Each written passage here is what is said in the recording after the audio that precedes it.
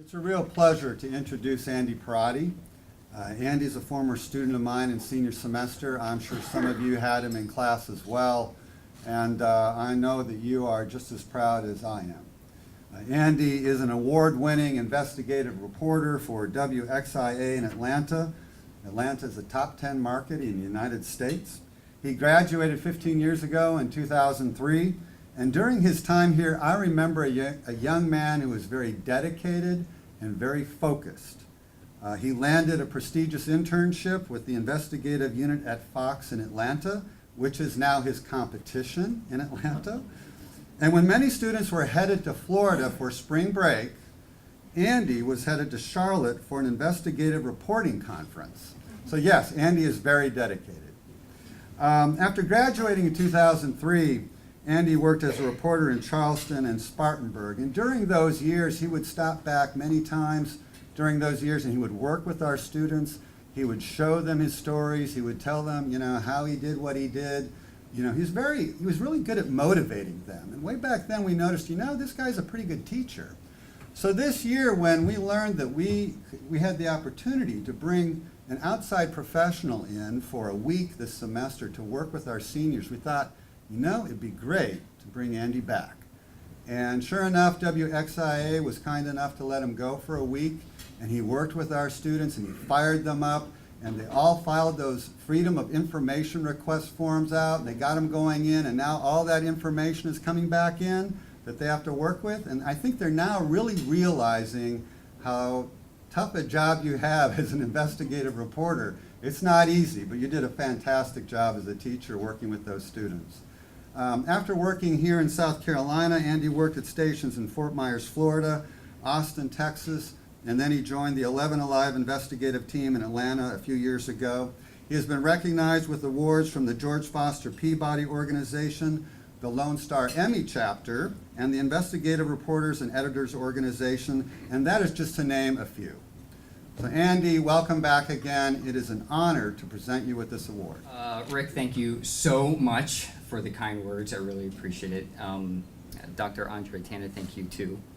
Mom and Dad, thank you so much for driving from Somerville, South Carolina. And thank you, Julie Eisman, who is joining me tonight, a former colleague and now news director at WLTX, who has told me if I start crying, she's going to make fun of me. So to the young lady, it's going to happen probably, so it's fine. I am truly honored to receive this award, but I have to be honest with you, a little surprised to see my name next to the word distinguished. And let me give an example.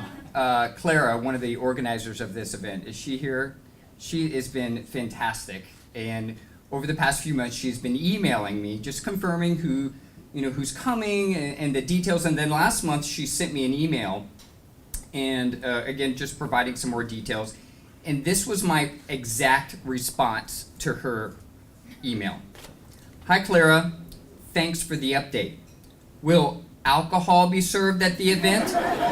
If so, is it an open bar or a cash bar situation? Clara politely responded saying, yes, Andy. And then I forwarded that email to Julie, and I said, and these are my exact words, there will be alcohol, exclamation point. And she responded saying, I can't believe you actually sent that email. And I said, well, I didn't think that you'd actually come unless it was alcohol. She goes to a lot of these things. By now you've probably realized if you've read the other distinguished alumni folks, I'm the least impressive in my opinion. You guys are amazing. I did not travel the world in a rock band or start a pharmaceutical company, but I love my job. I'm also by far not the most talented person in my graduating class, in my opinion. You see, not because of their lack of passion or talent, but journalism these days now has become kind of like the Hunger Games. And if you last more than 5 years in this industry, you deserve an award. And you probably at that point it's true. And 5 years is typically about the time where you start making more than your barista. And I love my barista, but sometimes we want to make a little bit of money. It's just one of these jobs where you just work long hours for such little pay for so long. But on the other hand, people hate you these days. So, that's okay too. All kidding aside, I love what I do, and I truly believe for some people it is a calling. See, I know, Julia's looking at me, she's like, don't start crying. But I'm so fortunate to go to work and do what I love. And I could not have done it without people like Dr. Andrea Tanner and Rick, who have truly provided the building blocks, the encouragement, and the confidence to pursue journalism. And not just any journalism in TV, where it can be kind of cutthroat and where people, if you don't look a certain way or sound a certain way, you don't really make it in the industry.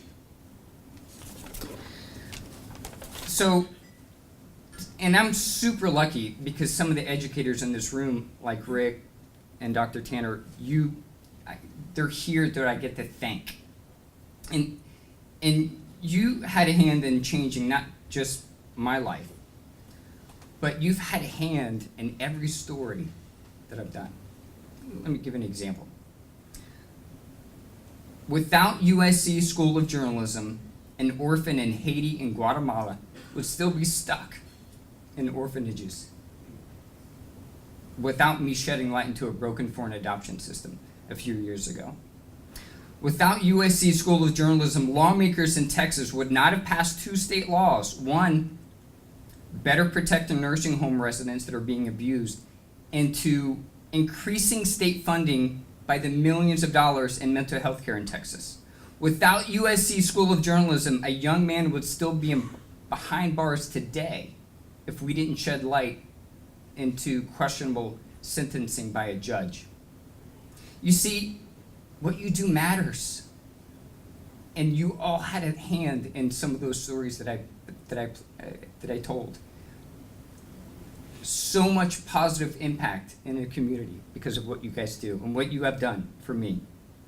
You gave me the encouragement. You gave a young, scrawny kid encouragement who had acne all over his face, and at the time, not much different than today, sounding like Mickey Mouse, to be on television and tell stories. Without you seeing my potential, none of it would have been possible. None of the positive change would have happened. You're raising the future of journalism. Journalists and journalism that is needed more than ever before, so that people can live more distinguished lives. So thank you for this award.